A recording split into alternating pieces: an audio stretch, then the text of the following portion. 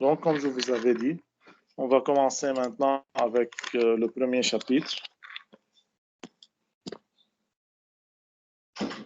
Donc, on va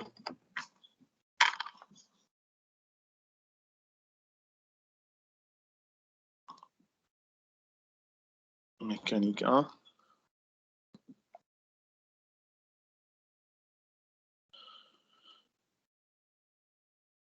Avec ce premier chapitre, on va voir la cinématique d'un point matériel.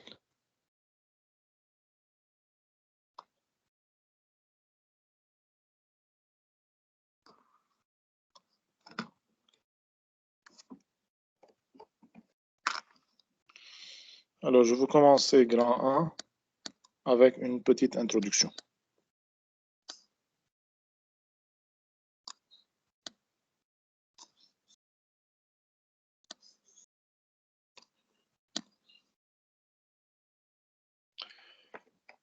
Donc, c'est quoi la cinématique tout d'abord? La cinématique, c'est une partie de la mécanique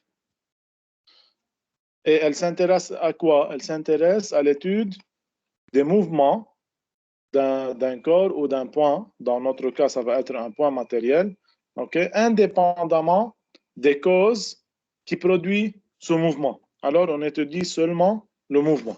Donc, la cinématique,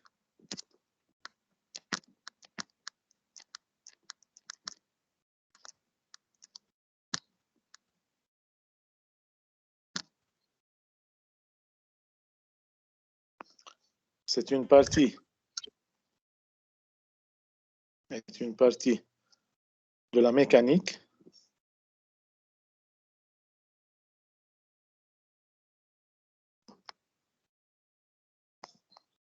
qui s'intéresse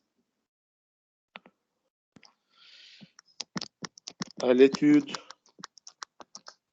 des mouvements. Et dans notre cas, ça va être le mouvement d'un point matériel. Dans la mécanique 2, vous allez voir le mouvement, on va étudier un solide, non pas un point seulement, indépendamment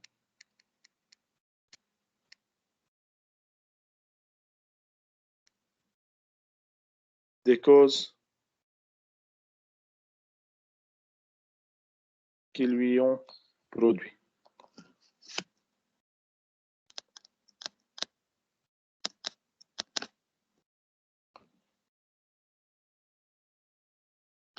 Ok, donc j'ai introduit c'est quoi la cinématique. Je veux maintenant vous introduire c'est quoi un point en physique, un point matériel. Ok, alors notion de point en physique.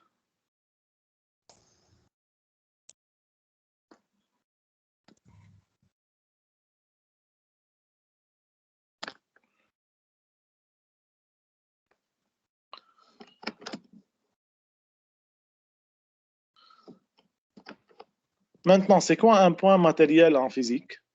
C'est comme vous l'avez vu dans vos classes à l'école, c'est un solide qu'on l'assimile à un point matériel. OK?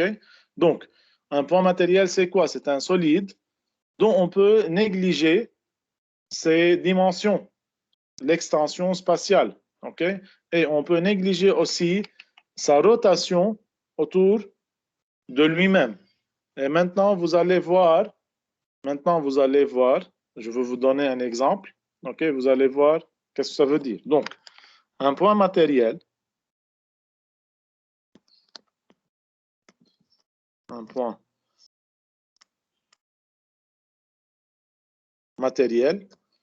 c'est un solide dont on néglige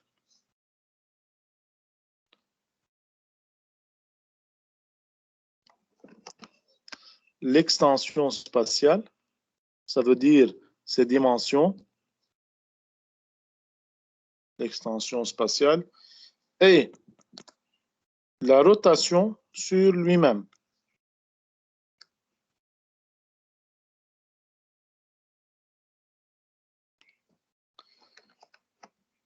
Maintenant, pour repérer un point matériel, il suffit de le donner, alors il suffit d'étudier 3 paramètres. C'est quoi ces 3 paramètres? Qui peut me dire pour repérer un point?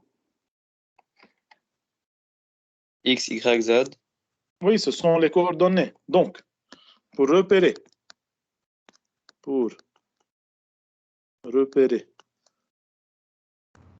alors pour le repérer, il suffit de donner 3 paramètres. Et ces 3 paramètres, c'est quoi, comme vous avez dit? Ce sont les 3 coordonnées. On va voir qu'il y a plusieurs types de coordonnées qu'on va étudier. Mais avant d'étudier les coordonnées, je veux vous donner un exemple sur quoi, qu'est-ce que ça veut dire un point matériel, comment assimiler un solide à un point matériel. Donc, je vais vous donner un exemple.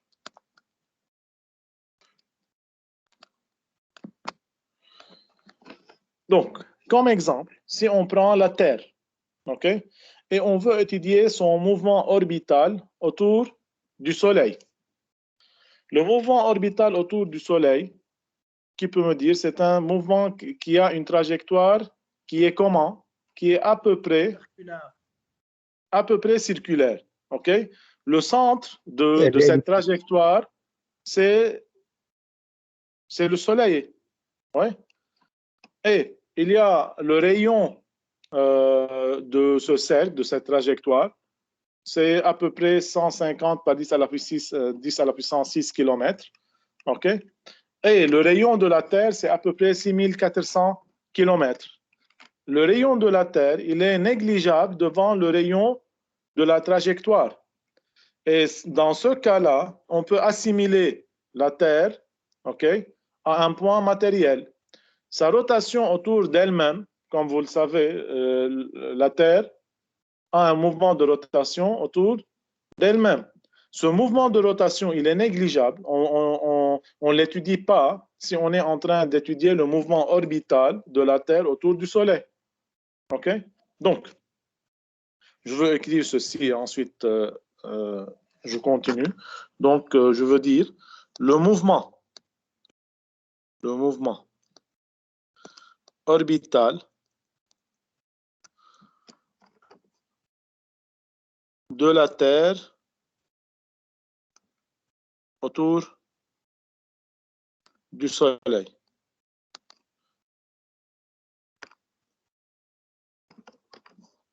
Il s'inscrit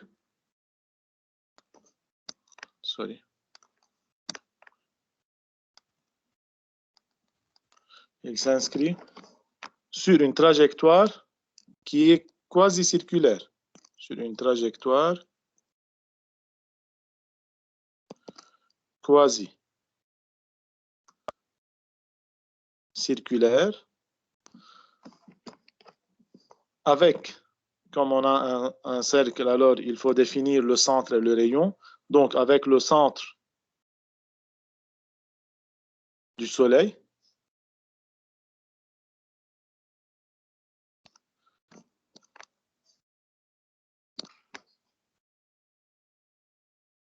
et de rayon, on va prendre le rayon, la distance, c'est la distance Soleil-Terre, qui est égale, comme je vous ai dit, c'est 150 fois 10 à la puissance 6 km.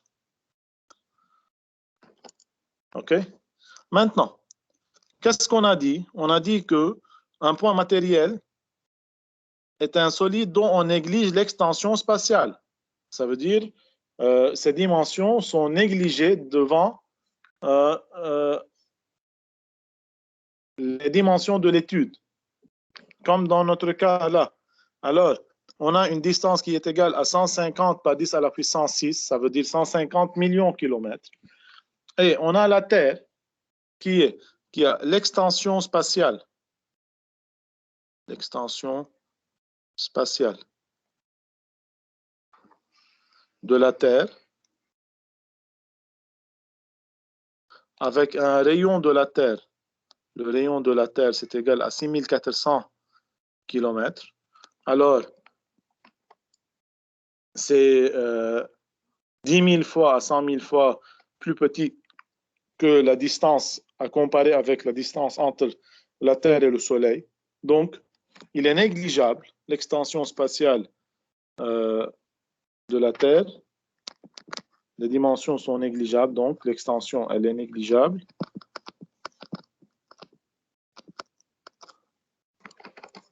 Devant le rayon orbital, ça veut dire la distance entre le Soleil et la Terre, le rayon orbital. Donc, on peut négliger dans notre cas,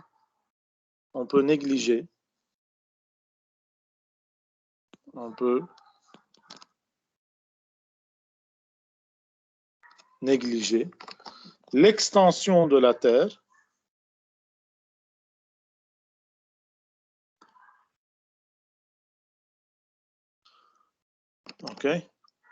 et sa rotation sur elle-même. Et on peut l'assimiler à un point matériel. Et l'assimiler à un point matériel lors de l'étude de son mouvement orbital.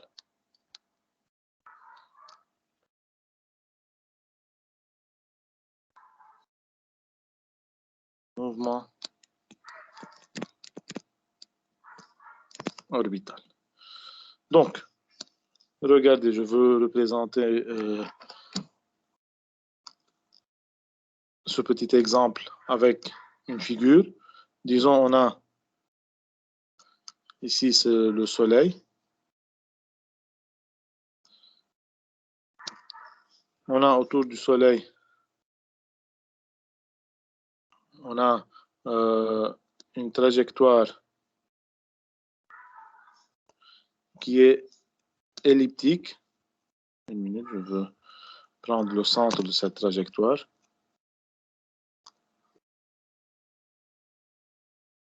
Disons comme ça. Ok, c'est le Soleil.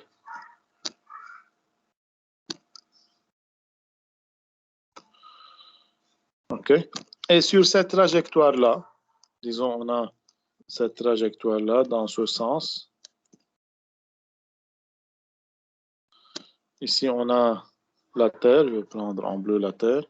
Donc, la Terre, elle est à peu près comme ça. Ouais.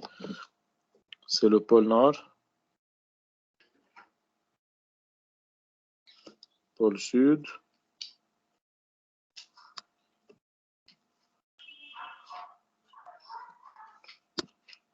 Ici, c'est le pôle Sud. On a la rotation autour de la Terre, autour d'elle-même. Mais si on est en train d'étudier le mouvement orbital de la Terre qui est sur la courbe qui est en mauve, on néglige sa rotation autour d'elle-même. Ça n'affecte pas le mouvement orbital. Ici, je veux écrire, c'est l'orbite de la Terre. Orbite de la Terre. OK? Et aussi, ces dimensions sont négligées devant cette trajectoire. Par suite, comme ça, on peut assimiler la Terre à un point matériel. C'est bien. Maintenant, regardez. Si on étudie le mouvement de rotation propre de la Terre autour de son axe nord-sud, comme vous voyez devant vous, dans un référentiel qui est lié à son centre, un référentiel géocentrique, okay, pour connaître, si on étudie ce mouvement, alors on connaît la durée du jour.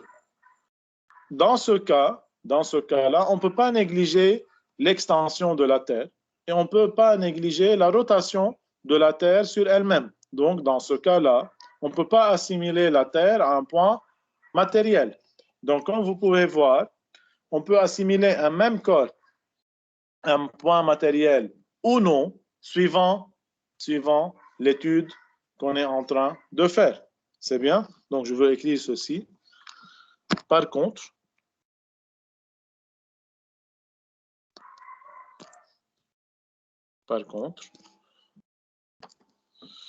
si l'on étudie le mouvement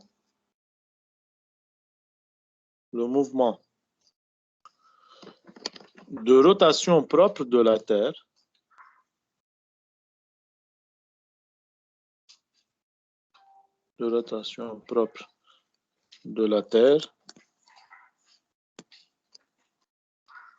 autour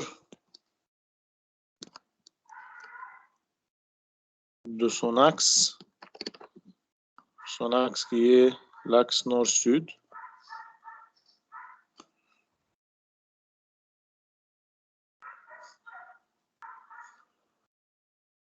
dans le référentiel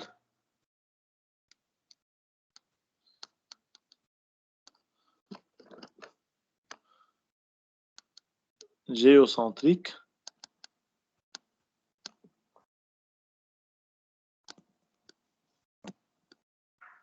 pour connaître la durée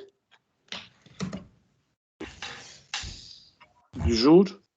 Dans ce cas-là, on ne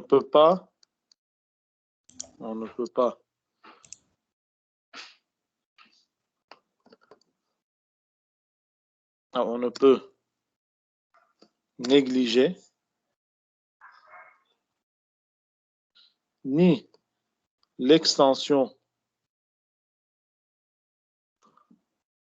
de la Terre,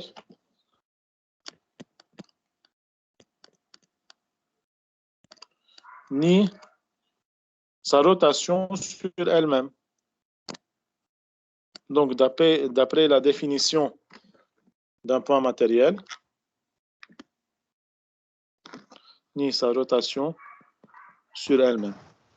Donc, d'après la définition d'un point matériel, on ne peut pas assimiler, dans ce cas, la Terre à un point matériel. S'il vous plaît de mettre mute, monsieur. Docteur, Oui. c'est-à-dire seulement quand on a un système formé de deux corps, l'un plus grand que l'autre. Non.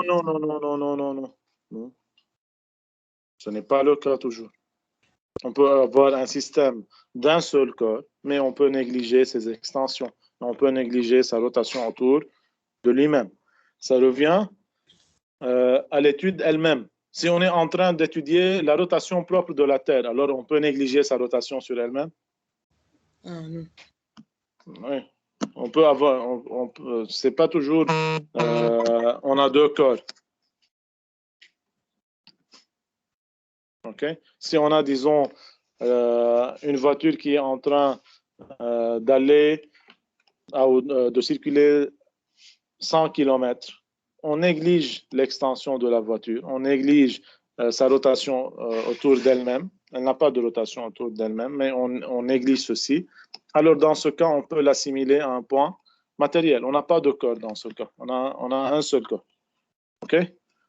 Donc, on ne peut pas assimiler. Alors, ça revient toujours à l'étude qu'on est en train de faire. Assimiler la Terre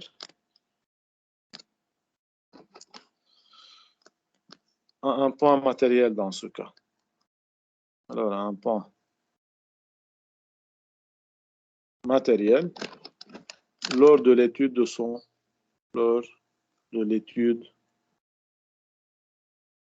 sa rotation propre.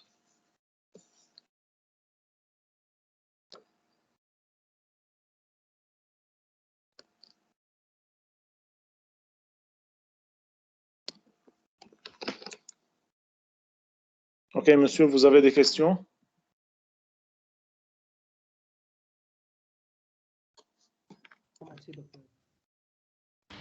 Oui, docteur. Oui. Eux, dans l'exercice, ils nous disent si on doit négliger l'extension, ou bien c'est nous qu'on doit déduire. Alors, dans la mécanique 1, on est en train d'étudier la mécanique d'un point matériel. Et comme c'est la mécanique d'un point matériel, alors dans la plupart des cas, on va négliger l'extension d'un corps. Et sa rotation autour de lui-même. D'accord, merci. Okay? Oui, dans la mécanique 2, vous allez voir, dans ce qui suit dans votre parcours, vous allez voir qu'on va étudier le corps lui-même et non pas seulement l'assimiler à un point matériel. C'est bien, mais dans votre cas maintenant, vous allez dans la plupart des cas assimiler les corps à un point matériel.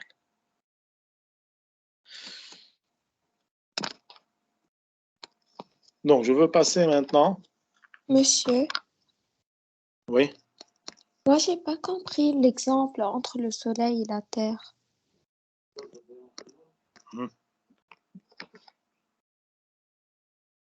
Qu'est-ce que vous n'avez pas compris? À propos de comment on prend le point, je sais pas, le point matériel de la Terre, d'après l'exemple que vous avez donné. Oui. On ne prend pas le point matériel de la Terre. On assimile la Terre à un point matériel. Qu'est-ce que ça veut dire? Oui, oui, comment? Dans les classes de l'école, vous avez toujours assimilé n'importe quel système à un point matériel. Disons, si vous êtes en train d'étudier un ressort avec une masse, vous assimilez la masse à un point matériel et vous représentez les forces sur cette masse, non? Si vous êtes en train d'étudier un pendule simple, vous assimilez le pendule à un point matériel et vous représentez les forces avec le mouvement de ce pendule. Alors, vous toujours assimilez un corps à un point matériel où vous étudiez ce point matériel. Si vous avez une voiture qui est en train de rouler, vous assimilez cette voiture à un point matériel. Maintenant, c'est quoi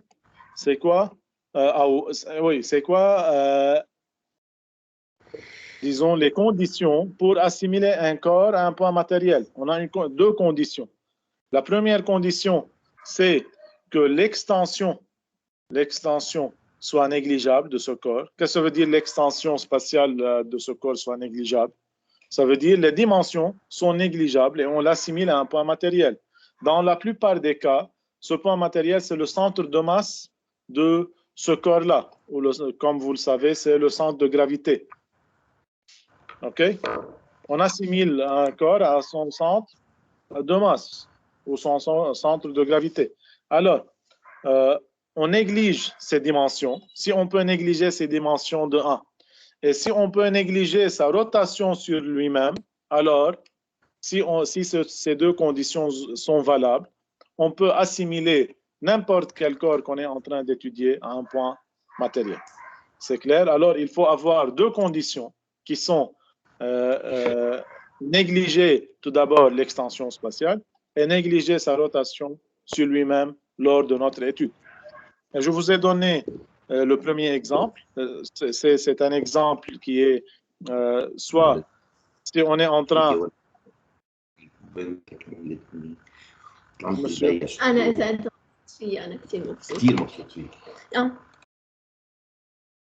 Monsieur, on vous entend. Alors, dans cet exemple, qu'est-ce que je vous ai donné?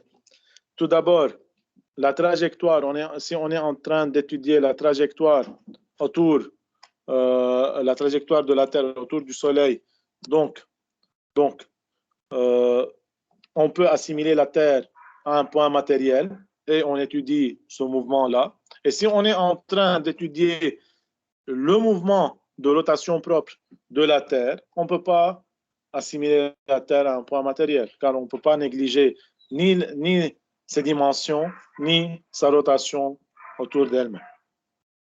OK, monsieur, c'est clair? Oui, monsieur, c'est clair, merci. De rien. Alors, je veux passer maintenant au repérage d'un point dans l'espace. Donc, tout d'abord, on a vu jusqu'à maintenant comment assimiler, quelles sont les conditions pour assimiler un corps à un point matériel.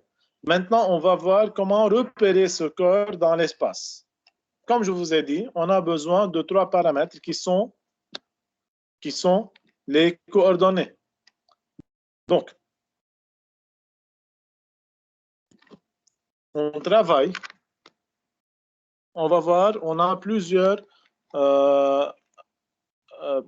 coordonnées. On va voir ces types de coordonnées. Donc, tout d'abord, on travaille dans un système de coordonnées dont les axes sont orthogonaux entre eux, comme les axes, comme vous le savez, les axes X, Y, Z. Donc, on travaille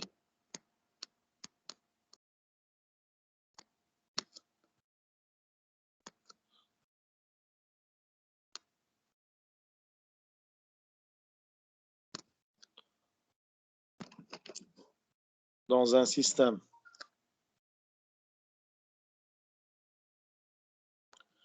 de coordonnées dont les axes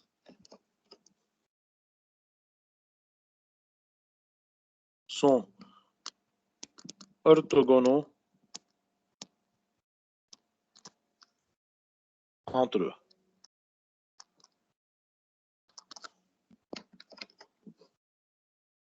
Je veux commencer tout d'abord avec la base orthonormée directe. Alors, base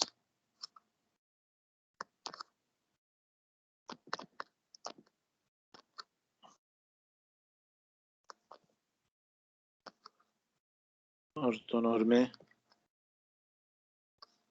directe. Quelles sont les 3 conditions pour avoir une base orthonormée directe? Donc, la base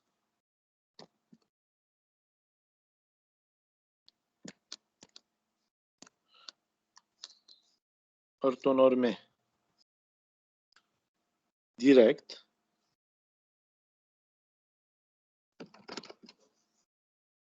ou la base est orthonormée directe. Disons, on a une base de vecteurs unitaires U1, U2, U3. Ça peut être IJK, les vecteurs unitaires de la base orthonormée. Donc, tout d'abord, il faut que U1, le vecteur U1, U2, U3